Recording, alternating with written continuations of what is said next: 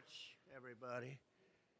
This is a case where if they can do this to me, they can do this to anyone. These are bad people. These are, in many cases, I believe, sick people.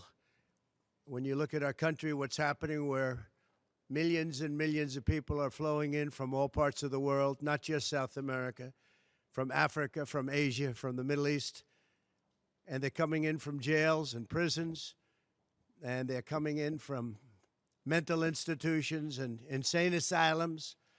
They're coming in from all over the world into our country. And we have a president and a group of fascists that don't want to do anything about it because they could right now, today, he could stop it. But he's not. They're destroying our country. Our country is in very bad shape. And they're very much against me saying these things. They want to raise your taxes by 4 times. They want to stop you from having cars with their ridiculous mandates that make it impossible for you to get a car or afford a car. But make it very possible for China to build all of our cars. It's a very serious problem that we have. We just went through one of many experiences where we had a conflicted judge, highly conflicted. There's never been a more conflicted judge. Now, I'm under a gag order, which nobody's ever been under. No presidential candidate's ever been under a gag order before. I'm under a gag order, nasty gag order, where I've had to pay thousands of dollars in penalties and fines and was threatened with jail.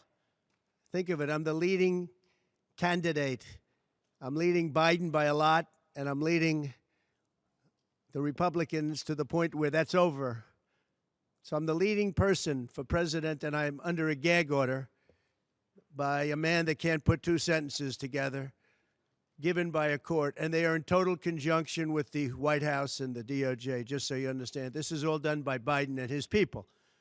Maybe his people more importantly. I don't know if Biden knows too much about it, because I don't know if he knows about anything. But he's nevertheless the president, so we have to use his name.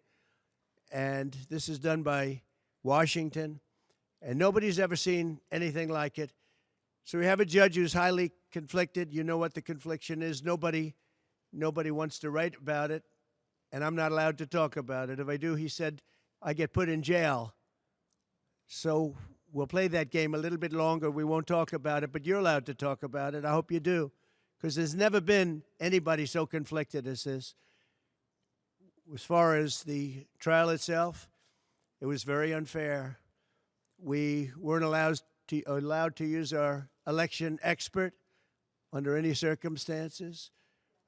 You saw what happened to some of the witnesses that were on our side. They were literally crucified by this man who looks like an angel, but he's really a devil.